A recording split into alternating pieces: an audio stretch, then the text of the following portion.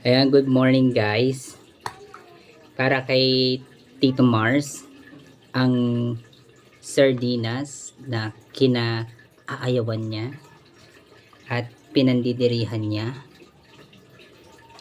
Nung mga bata kami, ito ang aming ulam. Hanggang ngayon, inuulam namin to.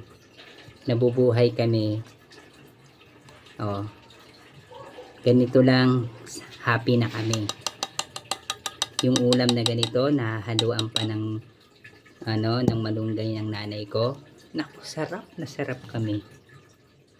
Dito lang, busog ka na.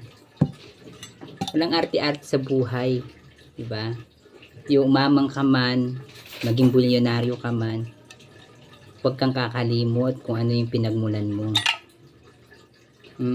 Kung ano bigay ng Diyos, yung mo, nasa likod ko, si Lord Jesus. Kung ano yung binibigay, ipasalamat.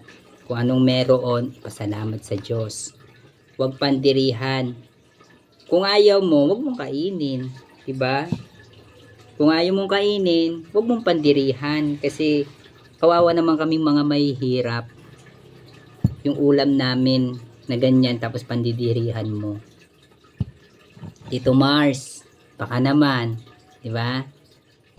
Ewan ko kung content mo lang yon or talagang sobrang arte mo.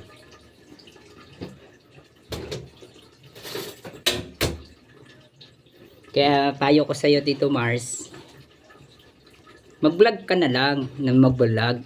Pero wag mo naman pandirian yung mga ulam naming mga mahihirap. Yung mga OFW nga na nasa ibang bansa nagdadala ng mga sardinas. Kasi sa sardinas, busog na sila. Gayun din kami, busog na. Di ako kumakain. Sabihin niya, di ako kumakain. Ano kinakain mo lang? Di ka ba nagdaan sa hirap? Swerte mo naman. Kung di ka nagdaan sa hirap. Si Pokwang nga na dating mahirap, kumakain ng sardinas. Hanggang sa ngayon na yumaman na siya, kumakain pa rin siya ng sardinas. Ito Anong pinagdidirihan mo, Tito Mars? Ang sarap-sarap Gawang Pilipino yan. Ang angat-angat ka lang Pinandirihan mo na yung pagkain ng mga mahihirap.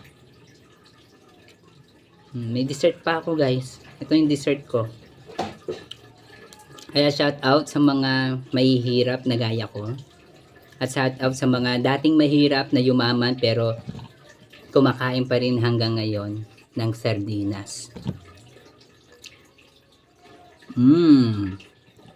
Sarap, di ba? Ang sardinas. Wow.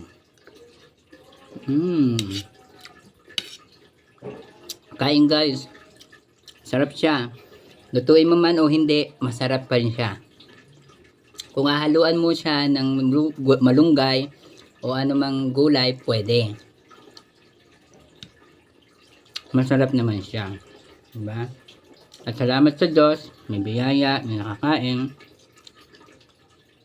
at may pagkain na nakakabusog.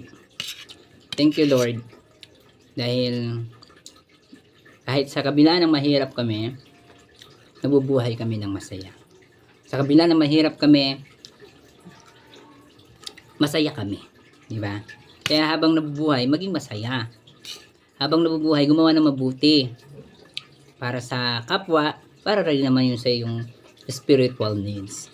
Dahil sabi ng Diyos, gumawa ng mabuti, mahalin ang kapwa, gaya ng iyong pagmamahal sa iyong sarili. Mahalin mo ang Diyos ng higit sa lahat. Diba? Kaya thank you Lord sa biyaya, maliit man o malaki, maraming salamat sa Diyos.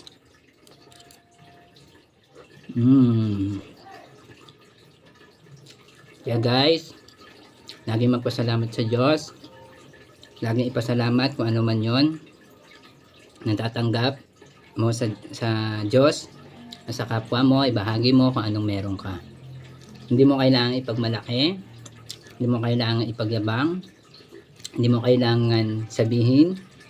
Hayaan mong makita ng Diyos makita ng tao kung anong ginagawa mo, mapamabuti o mapapasama, may masasabi sa iyo yun. Pero mas maganda, gawin mo na mabuti dahil konti lang yung masasabi sa iyo.